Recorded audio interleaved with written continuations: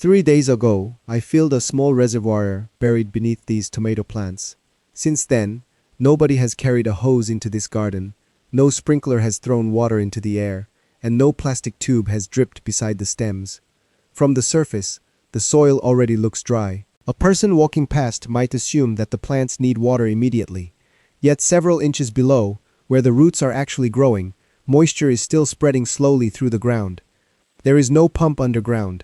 Nothing is connected to electricity, and there is no timer deciding when the plants should drink. The entire system contains no moving parts, which means there is almost nothing to clog, break, or replace. Garden stores now sell irrigation as a collection of equipment. First comes the tubing, then the connectors, filters, pressure regulators, emitters, and timers. Once everything is installed, you begin learning which tiny component has stopped working. Perhaps an insect entered the line, sediment blocked an emitter, or sunlight weakened a plastic fitting. A buried object that quietly releases water without any of those parts creates a different kind of relationship with the garden. You fill it, cover the opening, and allow the soil itself to regulate what happens next. My name is Uncle Han, and today I am going to show you what is beneath these plants, how you can build the same system from an ordinary item found in almost every American garden center, and why placing it only a few inches in the wrong direction may leave half your plants thirsty. There is also one mistake that can make the system appear successful for several weeks before a young plant suddenly begins to struggle. We will come to that shortly, because understanding this method requires more than burying an object and walking away.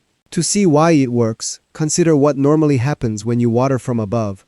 Water lands on the surface, where some of it evaporates before moving deeply into the soil.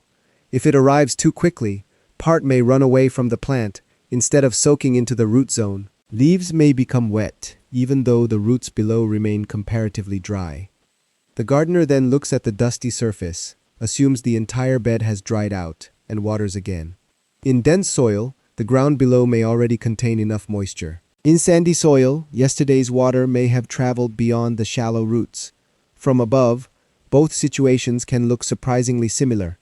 Modern irrigation equipment tries to solve this by delivering smaller amounts closer to the roots. Drip irrigation can be highly efficient, but it also depends on tubing, water pressure, and emitters that may become blocked by sediment, salts, or insects. In places where the water supply is unpressurized, unreliable, or far from the garden, even a simple drip system may become inconvenient. The object buried under my tomatoes solves the same problem without behaving like a machine. It is an ordinary unglazed terracotta pot. Once its drainage hole has been sealed, the pot becomes a small underground reservoir. You bury it beside the plants, leaving only the opening exposed. Fill it with water and place a cover over the top. It appears to be a closed container, but terracotta is not completely solid. Unglazed clay contains tiny pores that allow water to move gradually through its walls. When the surrounding soil is dry, moisture is pulled outward. As the nearby soil becomes moist, that movement slows. The roots eventually begin growing toward the dependable source and may gather around the outside of the pot. That history is important because companies often sell old principles back to us as new inventions. You can now purchase attractive purpose-built watering vessels, some of them beautifully shaped and priced accordingly. They work, but the principle does not depend on an artisan-made container. A basic terracotta flower pot can perform the same job after a simple modification. Choose a pot made from ordinary unglazed clay. Paint, glaze, or a waterproof coating would block the pores through which the water needs to move. Before burying anything, fill the empty pot and observe it for a while. The outside should gradually become damp. If the surface remains completely dry, you may have chosen a pot that has been sealed or treated. The drainage hole at the bottom must then be closed. One method is to cover the opening with a small piece of tile and secure it using a watertight adhesive, such as food-grade silicone. Allow the sealant to cure fully, according to its instructions, before the pot comes into contact with your garden water. If you want greater capacity, 2 matching terracotta pots can be joined rim to rim. Seal the drainage hole in the lower pot, attach the rims securely, and leave the upper hole accessible for filling. The result is a larger enclosed chamber with one narrow opening above the soil. Before digging, decide which plants the pot is expected to serve. This is where many demonstrations become misleading. A small clay pot does not water an entire garden merely because it has been buried somewhere inside it. Moisture spreads only through the soil surrounding the vessel, and the effective distance changes with the size of the pot, soil texture, climate, and the water requirements of the plants. Think of the pot as the center of a small underground watering zone. Place plants around that zone rather than expecting the moisture to travel across a long bed. For a group of vegetables, I position the pot where several root systems can eventually approach it. The opening remains slightly above ground level so that loose soil and rain runoff do not continually fall inside. Almost the entire body stays underground, with only enough of the neck or rim visible to refill it. After placing the pot, pack soil firmly around its walls. Large air gaps would interrupt contact between the damp clay and the surrounding ground. Fill the reservoir with water. Cover the opening and water the surrounding soil normally for the first time. The cover seems like a small detail, but leaving an underground reservoir open invites several problems. Soil, leaves, and insects can fall inside. Water can evaporate directly through the top, and an uncovered container may become hazardous to small animals. A flat terracotta saucer, tile, or secure lid is usually sufficient, provided it can be removed easily when the pot needs refilling. Once installed, the system begins working without a visible performance. There is no dramatic spray, spinning sprinkler, or electronic display. The water simply moves through the clay into the soil. That lack of spectacle may be one reason this method disappeared from so many gardens. Equipment demonstrates that something is happening. A sprinkler makes noise, a timer flashes, and a drip line produces neat rows of droplets. The buried pot does its work in darkness, where nobody can admire the engineering. Olla irrigation may save approximately 60 to 70% of the water used by conventional watering can irrigation in some circumstances. That number should not be treated as a promise for every garden, since performance depends heavily on installation, climate, soil, and comparison method. It does show why the principle has attracted renewed interest in dry regions. Less water is exposed to sun and wind, and moisture is delivered beside the root zone rather than scattered across the whole surface. Areas between plants can remain comparatively dry, which means less water is being offered to weeds that have no business growing there. However, the system is not completely automatic. The reservoir still needs to be checked and refilled. How often that happens depends on the capacity of the container, the weather, soil type, and the plants growing nearby. A large pot during mild weather may hold water for several days, while a small one, surrounded by thirsty vegetables in intense heat, may empty much sooner. During the first week, check it every day. You are not merely filling the pot. You are learning how quickly your particular garden uses the water. Once a pattern becomes clear, you can settle into a more predictable schedule. Now we come to the mistake that can quietly damage the experiment. New seedlings and recent transplants do not yet have roots extending toward the buried reservoir. The surrounding soil may contain moisture near the pot, while the small root ball several inches away remains dry. If the gardener stops surface watering immediately, the mature plants may thrive while the youngest ones struggle. Continue watering seedlings and recent transplants from above until their roots have had enough time to reach the moist zone. This transition can take a month or longer, depending on the plant and conditions. The olla becomes the primary source gradually, rather than on the day it is buried. This is a useful lesson beyond irrigation. People often abandon an old technique because they skip the transition it requires. They install something on Saturday, expect the garden to reorganize itself by Sunday, and decide on Monday that the method failed. Roots do not move according to an advertising schedule. As the plants grow, their roots follow the reliable moisture and may eventually surround the clay vessel. That is why herbaceous plants, flowers, and many vegetables are generally considered better candidates than trees or large woody shrubs. Strong woody roots can press against the pot and potentially break it. The type of soil also changes how you should think about spacing.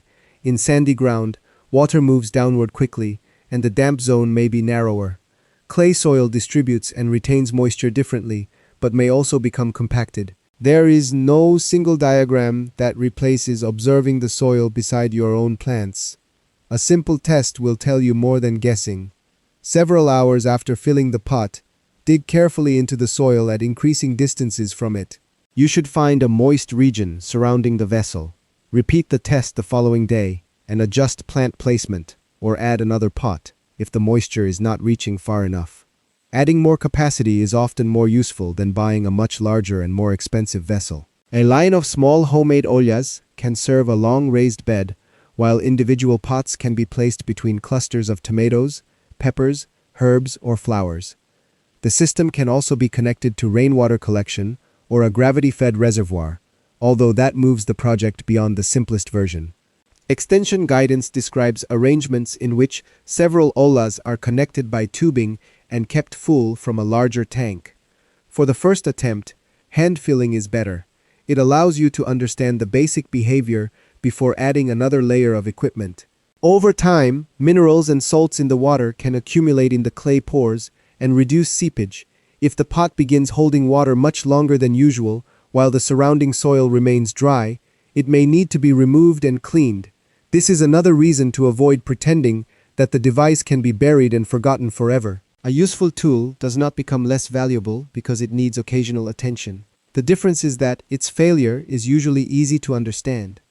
There are no electronic settings to diagnose and no hidden emitter several feet down a plastic line. You can lift the pot, inspect the seal, clean the surface, and test it with water. Compare that with the modern assumption that every improvement must contain more components than the method it replaces. When irrigation companies sell convenience, they are not necessarily deceiving anyone. Drip lines and automated systems can be excellent, especially for large gardens. The commercial incentive, however, naturally favors equipment that can be packaged, upgraded, and replaced. A terracotta pot asks you to purchase almost nothing beyond the original object and sealant. Once buried, it does not need batteries, software, proprietary fittings, or a monthly shipment of replacement parts. No secret committee had to suppress the technique. Modern products merely occupied the space where older knowledge used to live. Each generation saw more plastic in the garden and fewer reasons to ask how people watered plants before pressurized hoses arrived. Eventually, something as simple as porous clay begins to look like forbidden technology. That is the real magic beneath these tomatoes. The pot is not deciding when to release water, and the roots are not operating a machine. Dry soil creates the conditions that draw moisture through the clay, while the plants develop toward the dependable source. The system appears intelligent because it cooperates with ordinary physical processes instead of forcing them into a schedule. To build your own, begin with one unglazed terracotta pot rather than converting the whole garden at once. Confirm that water can dampen its walls, seal the drainage hole, allow the adhesive to cure, and choose a group of suitable plants. Bury the pot with its opening accessible. Press the soil firmly against the clay, fill it, and cover the top. Continue watering young plants from the surface while their roots become established, and inspect the surrounding moisture before assuming how far it travels. Check the reservoir daily at first. Soon, your garden will show you how often it needs to be refilled. This method will not remove every reason to own a hose. Seeds still need moisture near the surface. New transplants require help, and distant plants cannot drink from a pot their roots cannot reach. A neglected empty reservoir is no better than a dry watering can. What the system offers is a quieter and often more efficient way to maintain moisture in a concentrated root zone. It uses no pressure, throws no water into the wind, and asks the gardener to understand the soil, rather than trust a timer blindly. The garden store may sell you a controller that waters every Tuesday. Uncle Han would rather teach you to discover whether the plants needed water on Tuesday at all. This week, buy one inexpensive unglazed pot and test the method beside a few established vegetables. Do not judge it by how dry the surface appears. Check the soil near the roots, record how quickly the reservoir empties, and compare those plants with an area you continue watering normally. After several weeks, the roots will give you the answer. In the next video,